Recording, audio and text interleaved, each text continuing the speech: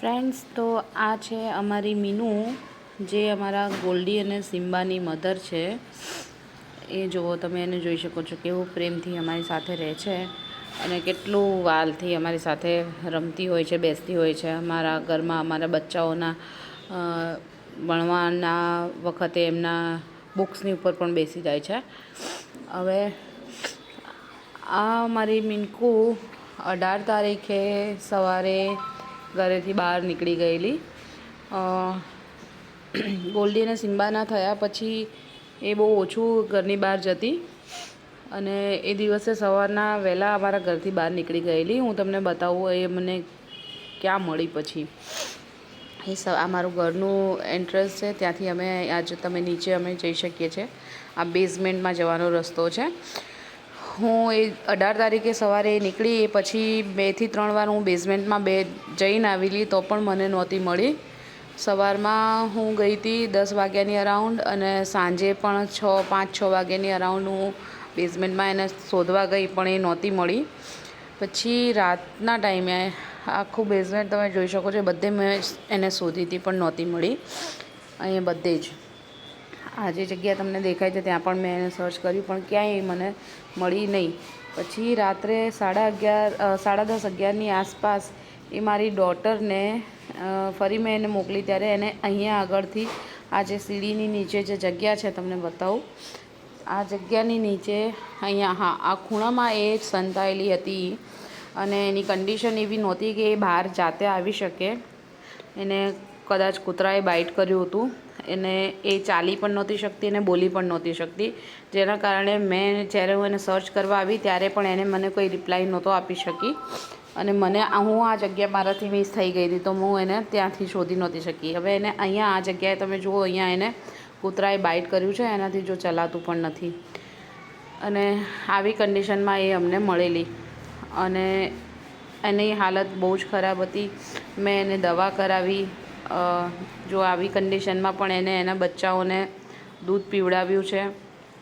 મેં એનાથી દૂર રાખેલા, પણ જ્યારે ડૉક્ટરે કહ્યું કે હા વાંધો નહીં, એ બચ્ચા દૂધ પી શકે એમ છે એનું, તો મેં એને અલાઉ કરેલા એના બચ્ચાઓને. મારો આ ગોલ્ડી છે, આ સિમ્બા છે અને આ ગોલ્ડી છે. અને બીજા દિવસ પછી 1 દિવસમાં જ એ એક્સપાયર થઈ ગઈ.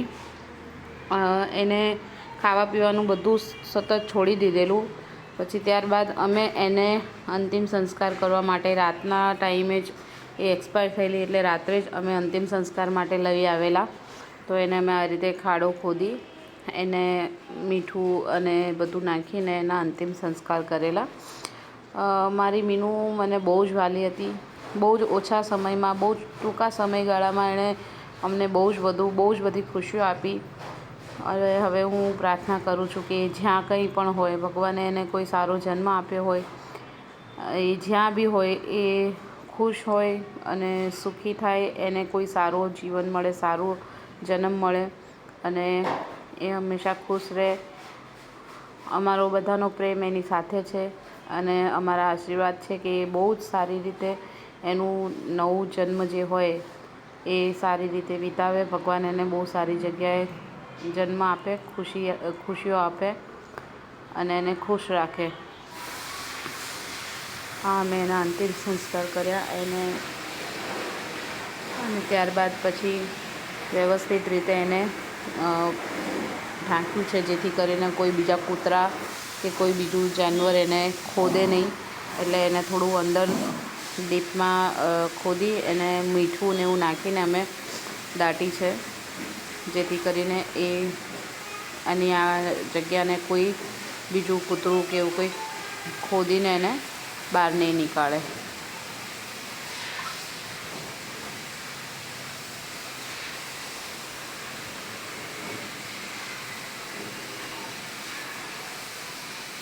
તો હવે અમારી મીનુની આ જે જગ્યા છે એ જગ્યા ઉપર અમે ફૂલને બધું પણ ચડાવ્યું છે કે ભગવાન એને બીજો કોઈ સારો જન્મ આપે, તો સારી જગ્યાએ એને જન્મ આપે.